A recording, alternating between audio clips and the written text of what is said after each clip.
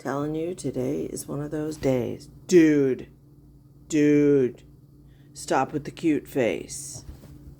If you hear growling, it's because somebody is cuddled near her and she does not like him anywhere near her, but he wants to be friends.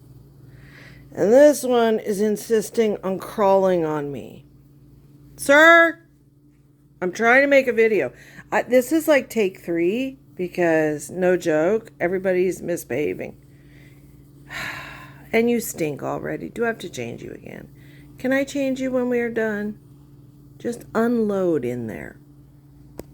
If you've ever had diaper dogs, you know what that means. Okay, so Milo, would you stop? So I was going to do it on the TV. I know. But I started getting all this stuff out, and here's my screwdrivers and my instructions, and I thought, holy balls, I'd be way over there by her wheelchair because I got to go construct it over here. I do have my pointer stick, I do have my pen, and I do have my board. Technically, it's a TED Talk, isn't it? Okay, jokes aside, I am not a CPS worker. I never have. I have worked alongside when I was a sheriff's deputy for 1 year. Because I was sworn in, I could assist on calls. That said, my mom worked for CPS for, I don't remember, 12 years up here, I think, technically. I usually say 10. She was a senior lead investigator. She generally took emergency call and did judge's orders to remove newborns from drug-addicted parents. CPS, regardless of what state, reunification is always paramount in every case. Whether we want it to be or not, whether we agree with that or not, reunification of the child to the family is always the number one goal. In my 20 years working on fire, in my 13 years working in an acute care facility, I have seen families that should not have been reunified. I have seen tragedies. I've had to appear and give testimony in court, and it still was reunification. That is how the laws are set up, whether we want them to be or not. I do not know Gabby. I have no feelings about her one way or another. I am on the outside looking in. I find this fascinating. You know, I have a thing for abnormal psychology. I think Gabby's psychopathy has been very obvious to many people. You don't even have to know psychology to know something is drastically wrong. It is my opinion, my belief, this child is not autistic. Hello, need coffee. Oh God, I should tell you about my night. Oh, what a disaster. I didn't get up till 11:14. I didn't go to bed till 7:30. It is my opinion that this child suffers behavioral disorders,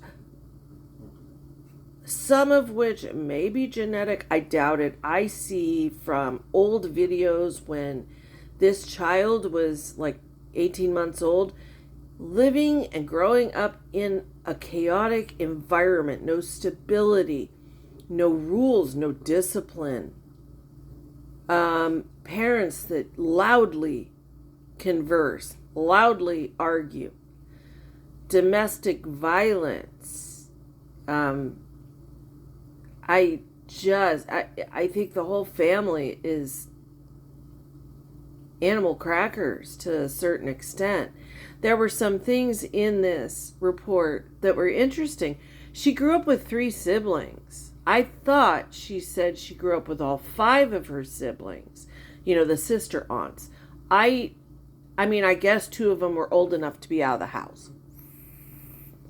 But there are some absolute glaring lies she told these people.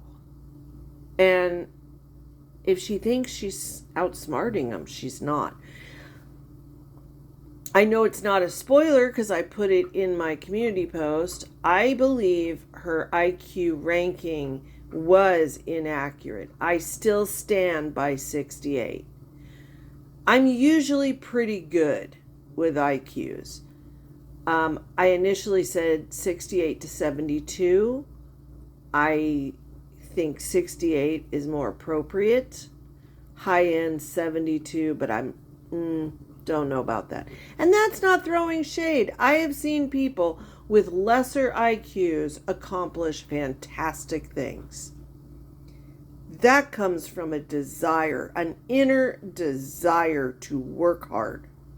Having an inner work ethic, a moral compass. Gabby, unfortunately, does not have that. And then you add the other personality disorders. She needs long-term inpatient care. I don't see her getting it. But, okay. So, this was not a confidential report. This report was initially sent out by Gabby, it sounds like, and then, as usual, spread through the community. But it was not a confidential report.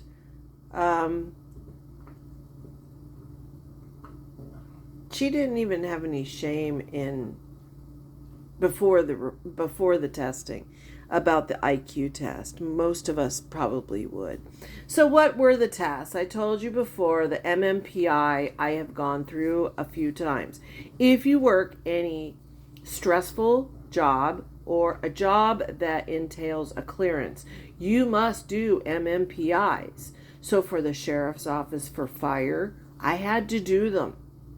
And every once in a while, they give them to you out of the blue, just to make sure no psychopathy has developed. As we know, schizophrenia can often lay dormant with no symptoms, nothing seen, until late 20s, and then suddenly appear. So many law enforcements have begun to give them randomly several years in, as do fire, as does EMS, whatever. So the MMPI I'm very familiar with. It stands for the Minnesota Multiphasic Personality Inventory. She had the third edition. I've had first and second. It just means new questions, new amounts of questions, etc.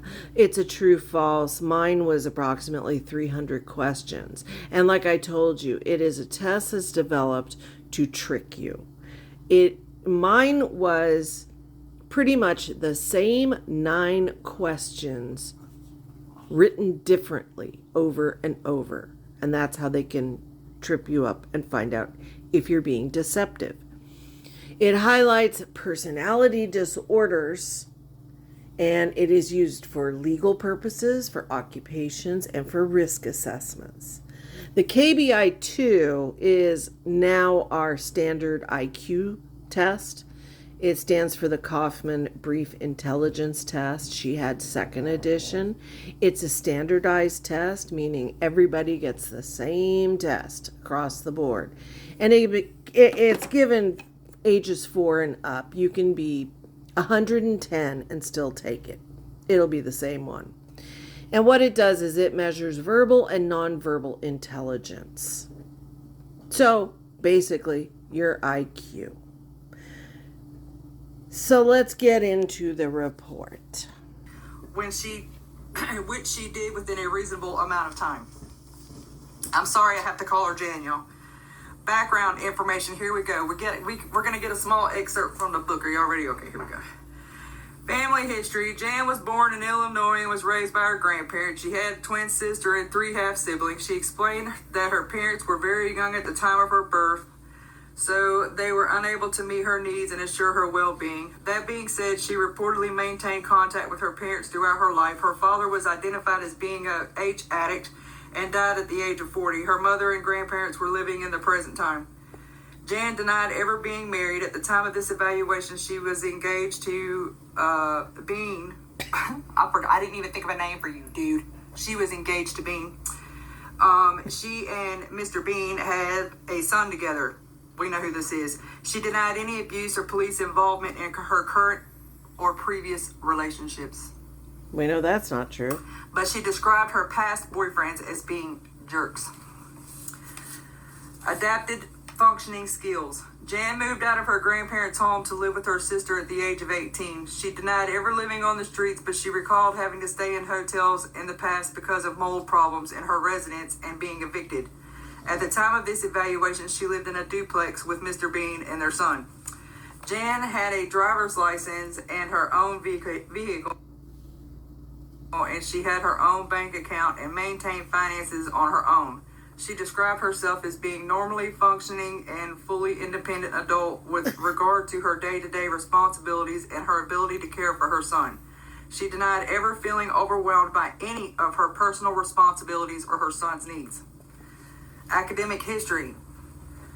Jan graduated from high school. Wrong-o! She described the school as being difficult for her due to her attention problems and her poor comprehension. Not bullies? Employment history. Here we go, y'all. Jan was employed by Dunkin' Donuts for 1 month at the present time, but she was on a, air quote, suspended leave because of, air quote, online bullies, accused her of tampering with a drink. She identified her 3-year job as a FMLA agent as being her longest term of employment. At the present time, she received Medicaid benefits, but her food stamps were discontinued. Whoops. Medical history. This is very telling. Jan recalled that she suffered from seizures as a child, but her condition resolved over time as she grew older. That is the only thing listed under medical history. Now, you would think a person that was dealing with infertility and all of the things, that would be listed on her medical history, right? Mm-hmm. Right? It gets better because when he lists the medication, there's no listing of progesterone or Clomid or any of that stuff. Hold, please. So she's already trying to deceive the psychologist doing this, or psychiatrist. I think most people have psychiatrists do these exams, but I don't know how Florida works. And it would be easy to check this. Yet she thinks she's outsmarting them. Like, they're not going to contact her physicians. They're not going to contact her pharmacy to get a printout. So, okay. And she did not graduate from high school. They're going to ask her, what high school did you graduate from? She didn't. I do now see she means her 3 biological mother's children, her step siblings. I'm so used to hearing her talk about her sister aunts. I thought that's what she was referring to. 3. Mental health. Jan informed that she was diagnosed with ADHD when she was 18 years old due to attention problems, poor focus, and very high energy. She was prescribed Adderall since that time, which she described as being helpful in regulating her attention and her energy. When asked if she experienced any symptoms of depression or anxiety, she replied, not really. She stated that she was bothered by bullying on social media. She identified herself as a content creator doing normal daily stuff. She claimed people didn't like happiness and body shamed her. She claimed that she experienced PTSD. This is in parentheses right here. She denied experiencing nightmares or flashbacks, but she was always on her toes as a result of how she was treated on social media. However, she continued to post videos on social media. She recently began promoting a book she wrote about her childhood and cyberbullying, and she announced an in-person book signing. She did not endorse any symptoms of mania or psychosis. When I asked about her current DCF case and legit circumstances how they impacted her emotions, she replied, not really. I know my truth. I know it was all because of these internet bullies. In my heart, I know that I did nothing wrong. but she stated she admitted herself for crisis stabilization while she was living in Illinois. She explained that she requested those services to learn how to cope with difficult life experiences. She denied ever experiencing suicidal thoughts or engaging in self-harm. She was engaged. I'm reading this off a screenshot. Yet, what happened to driving into the ocean? Or the one where she took the fork and pretended to draw it across her neck? How many times have we heard Gabby discuss her depression, her attempting to mention suicidal ideations in TikTok terms? But now she has no depression and no ideations. And she isn't really upset about the CPS case. That should tell you a lot. Engaged in individual therapy, and she was prescribed psychiatric medications through the Elite DNA. She currently took Adderall, fluoxetine, trazodone, and she was weaning herself from Lexapro. Jan denies ever abusing alcohol, illegal drugs, or prescription medicine. Yet she has a pill count written by the CPS worker. Okay.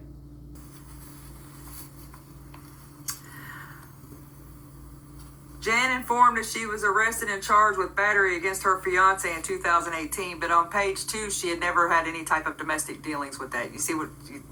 Just wait, okay? She explained that she scratched him during an argument because she stated he refused to marry her. She denied being emotionally or behavioral out of control, but she could not explain why her fiance would call the police if she simply just scratched him. She was detained in the county jail for 1 day and her charges were reportedly dismissed. Oh, excuse me. She bit him.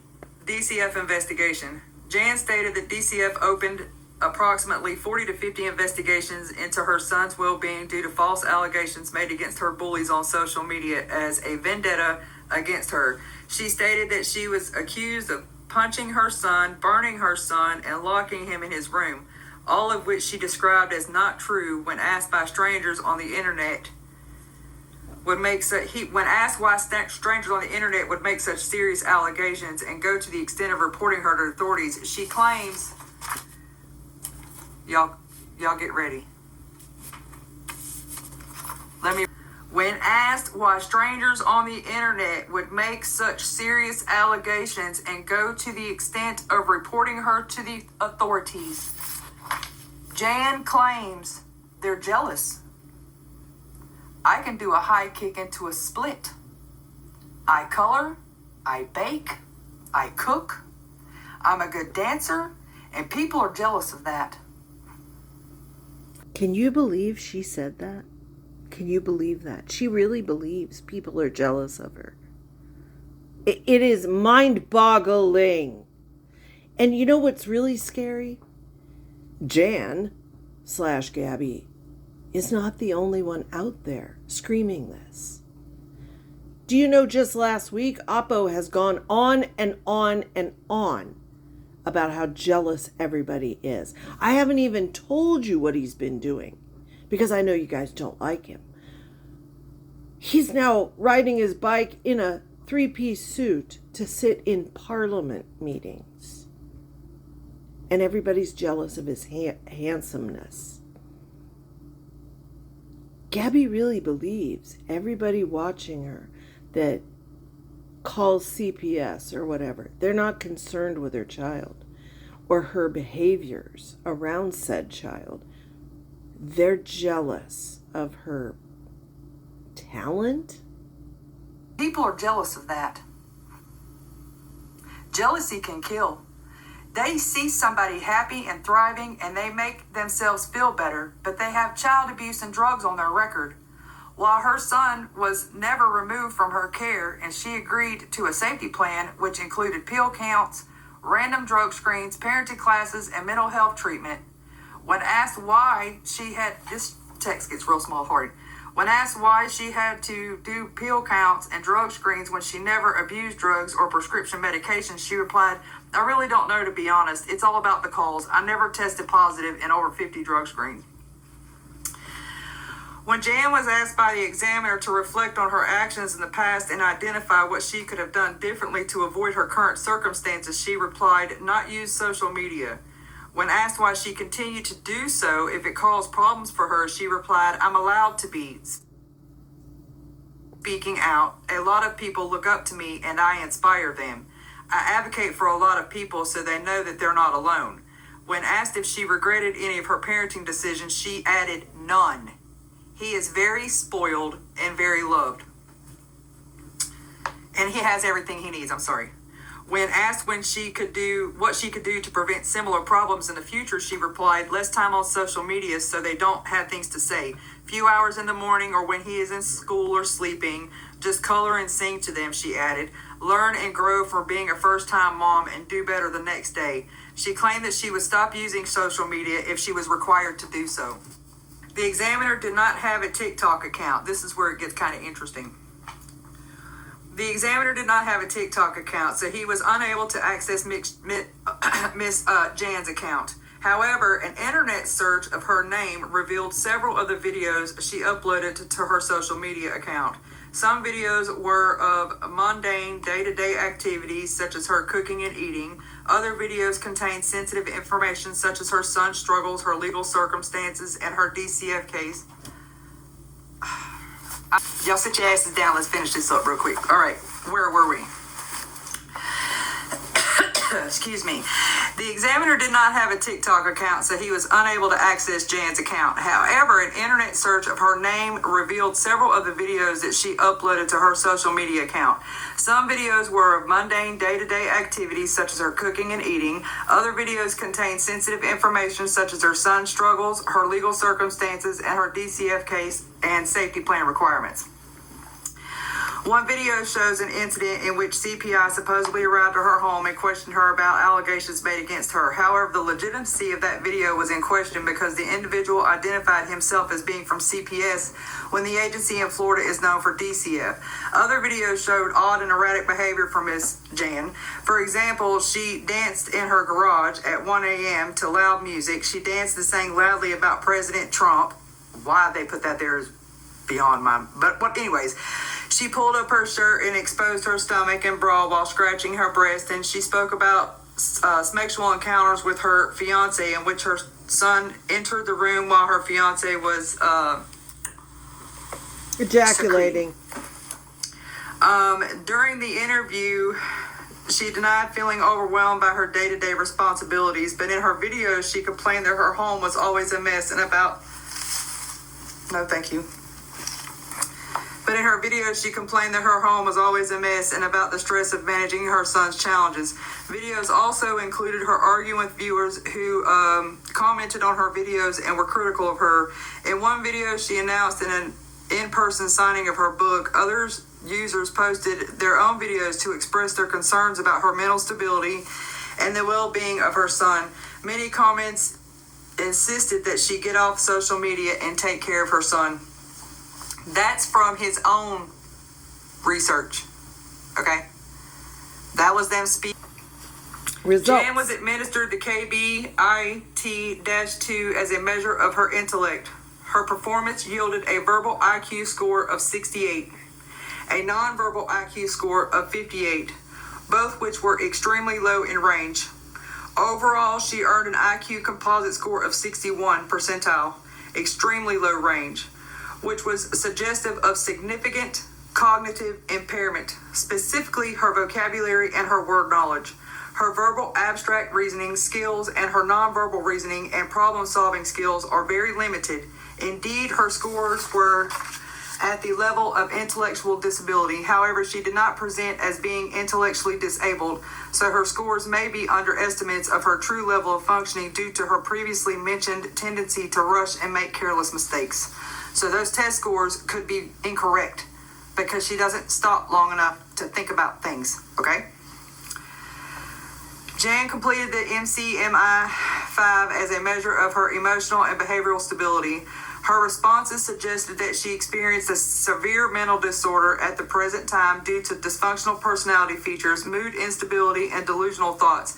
The following are verbatim interpretations obtained from the computer-generated MCMI-5 interpretive report that were solely based on responses. Okay? This is verbatim. This shit is wild. This woman's MCMI-5 profile suggests a disturbance of personality that is likely to manifest itself in highly problematic interpersonal exchanges that are marked by unrealistic or ill-placed exuberances of optimism.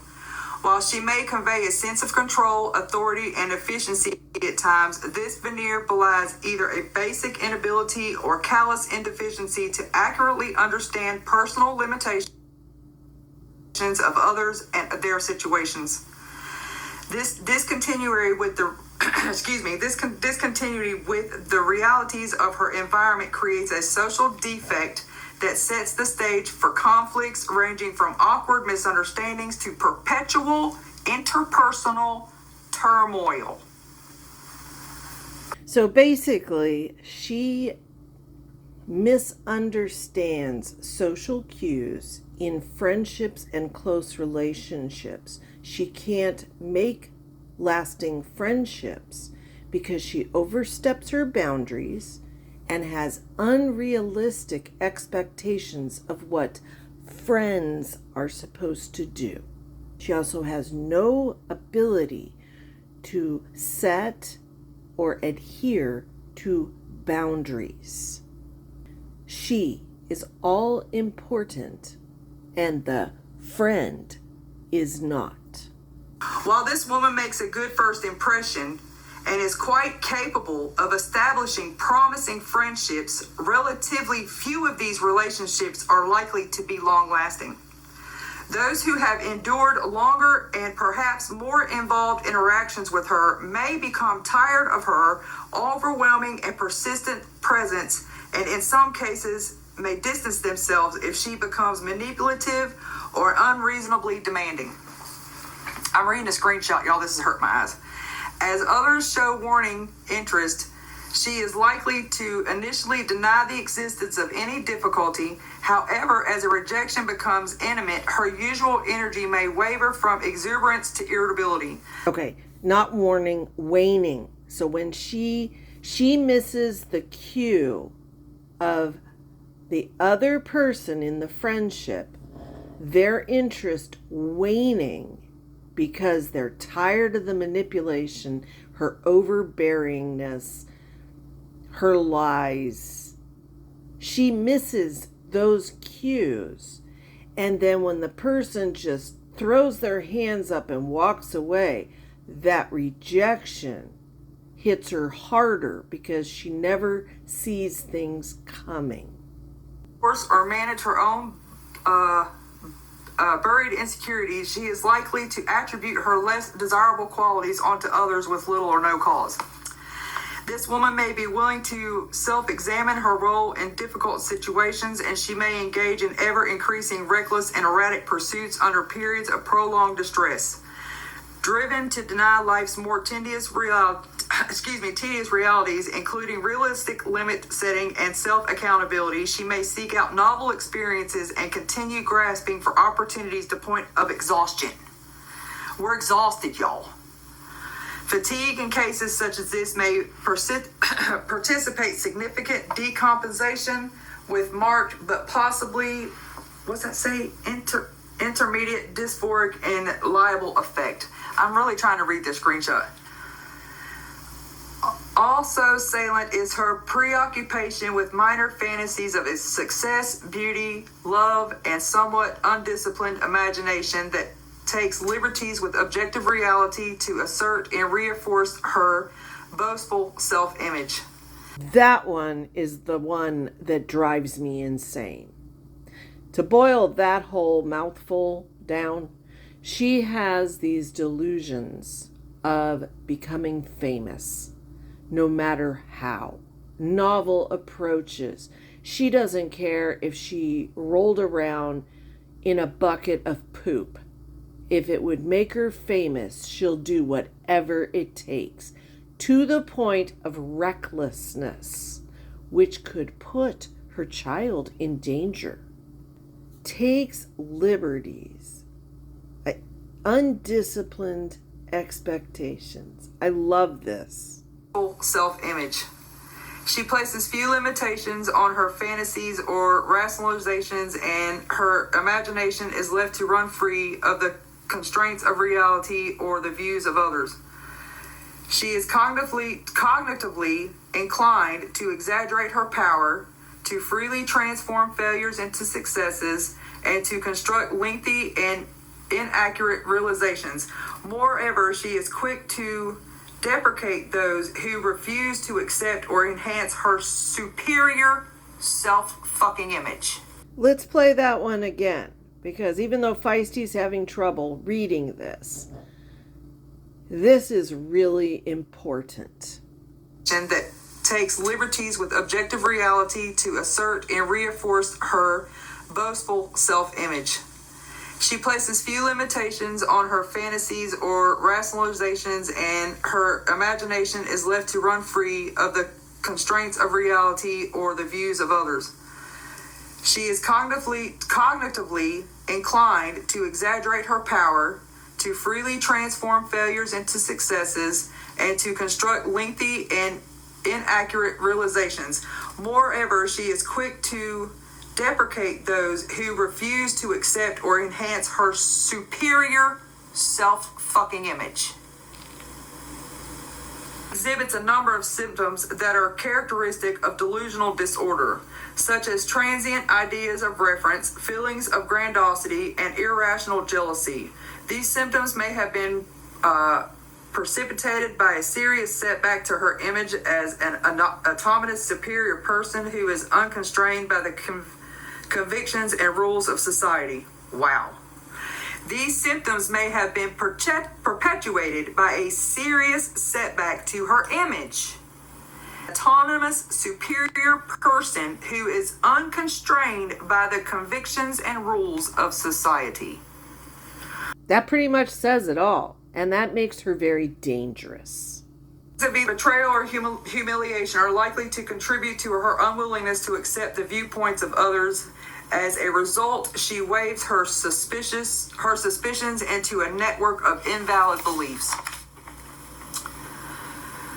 The pattern of the MCMI responses of this ambitious woman suggests that she may be experiencing brief periods of hypermatic excitement characterized by unconstrained energy, pressured speech, and distractibility. During these periods, she is likely to exhibit erratic sequence of restlessness, excitability characterized by both euphoric and hostile features. Cheerful and buoyant one moment, and then may become explosively enraged and irrationally belligerent the next. What immediately came to my mind with that paragraph was the night in the garage. It was like 1 a.m. Remember, she's pumping her fist in the air, singing religious songs, dancing, lip syncing, then singing at the top of her lungs, talking about how great she is chosen by God. And I don't mean to slam anyone who is Christian. That has nothing to do with it. She puts herself level with Christ in importance. We should rewatch that clip. Jan was also administered the MMPI-3 as an additional measure of her psychological functioning and adjustment. The manner with which she responded to questions raised concerns about the impact of over-reporting, exaggerating on the vitality of resorts. Nonetheless, her responses were suggestive of thought disturbance. The following are verbatim interpretations obtained from the computer-generated MMPI-3 you know what I'm saying. The test taken presented herself in a very positive light by denying several minor faults and shortcomings that most people would acknowledge. This level of virtuous self-presentation is uncommon, but may to some extent reflect a background stressing traditional values Any absence of evaluation on the clinical scales should be interpreted with caution. Elevated scores on the clinical scales may underestimate the problems assessed by these scales. The test taker's responses indicate significant thought dysfunction. More specifically, the report's prominent persecutory ideation that may rise the level of paranoid delusions, including strong belief that others seek harm to her. She very likely has persecutory beliefs, is suspicious and alienated from others, experiences serious interpersonal difficulties as a result of persuasive interpersonal suspiciousness. I can't read this last part. And lacks insight. She reports useful beliefs and perceptions. She likely has unusual thought processes and perpetual experiences. It got like real light on the screenshot. I'm sorry, y'all. Okay, psychological diagnosis: attention deficit hyperactivity disorder, histrionic personality disorder. They are ruling out bipolar disorder, delusional disorder, and grandiose and persecutory type disorder. Nope, I'm sorry. Let me back it up. Attention deficit hyperactivity disorder, histrionic disorder. They ruled out bipolar disorder. They're diagnosing her with delusional disorder, grandiose, and persecutory type. Now, am I wrong? I thought Danny was bipolar. I might be wrong. I'm relatively new to these two, so I'm still trying to glean all the information I can. Clinical impressions, and we're fixing to wrap it up. We got 2 more pages. The following opinions were made with a reasonable degree of certainty and were independent of the referral source. The examiner reserved the right to amend his opinion should he be provided with any additional relevant information following the completion of this report. During the interview, Jan described herself as being a well-adjusted and normally functioning adult who experienced PTSD because of how she was mistreated on social media. However, neither her reported symptoms nor her actions were consistent with the traumatized individual. Specifically, she did not experience nightmares, flashback, hypervigilance, and exaggerated sterile responses or any other symptoms of PTSD. Furthermore, she did not endorse trauma in her responses on the MCMIV or MP3. While she claimed that she was traumatized by others on social media, she continued to post videos and interact with users on her social media account, especially those who were bullying her. She claimed that she was in fear for her life, yet she announced openly on social media that she was planning on an open in-person book signing. She asserted that she could not discontinue her use of social media because others looked up to her and she wanted to serve as an advocate for others. However, her actions were believed to be attention-seeking. She failed to recognize that her actions were fueling the reactions that she claimed were traumatizing to her rather than de-escalating her difficult circumstances. The content of her videos ranged from mundane to bizarre to inappropriate. The examiner did not doubt that Jan was upset by the comments of her social media users, who were critical and degrading of her. However, there is a difference between being upset and being traumatized. She stated that she engaged in EMDR therapy, which is a well-known treatment to help individuals overcome trauma. Continuing to feed into the narrative that she is experiencing trauma will only perpetuate the skewed perceptions and bizarre behavior that led to her current legal circumstances. Instead, treatment should focus on overcoming her cognitive distortions in order to stabilize her grasp of reality of her circumstances and her emotions. Furthermore, her current medication regimen did little to stabilize her thought process, her emotions, or her impulsivity. Jan did not endorse any challenges in her responses to questions during this interview. However, her responses on the psychological questionnaire revealed severe dysfunction. Specifically, her responses were consistent with histrionic personality disorder, which was highlighted by the emotional and behavioral instability. Most notably, individuals with this disorder display emotional instability, exaggerated and dramatic behavior, and inappropriate actions in order to obtain attention from others. It was not clear whether Jan's actions were an effort to boost her self-confidence and self-esteem through attention from others, or if she was engaging in her odd behaviors in order to gain viewers and monetize her social media page. The results from this MCMI were extremely consistent with her presentation. Specifically, her responses on the MCMI suggested that she maintained an inflated self-image and sense of importance. She was unable to appreciate the perspectives and concerns of others. She viewed any negativity toward her as being fueled by hate and jealousy, and she was consumed by conspiracy theories about their motives and motives of others than accepting responsibility for her actions. Indeed, her insight of self-awareness were very limited. Jan did not present a serious threat to herself or others, and there was no indication that she could intentionally harm her son. However, her unyielding need for attention may render her vulnerable to poor judgment and decision making that can put her and her son at risk. Exactly. Like, meeting people to sign a book. Jan's behavior in her videos can be described as being manic and impulsive and appeared to be suggestive of bipolar disorder. However, she did not endorse any clinically significant symptoms of depression, mania, or hypermania. It was not clear whether her actions were due to the mood instability associated with bipolar diagnosis or if she was intentionally exaggerating her behavior in an effort to attract attention from others. Jan's skewed perception of her circumstances also seems suggestive of a delusional disorder. However, it is not clear if her dysfunctional thought process was a result of her personality disorder. This is in parentheses. She willfully maintained her skewed sense of reality in order to protect her self-image. Yep. Her psychosis, she experienced true deficits in reality testing that were out of her willful control. Yes. Recommendations. Jan should consult with her psychiatrist to discuss adjustments to her current medication regimen to more effectively treat her emotional instability, impulsivity, and disordered thought process.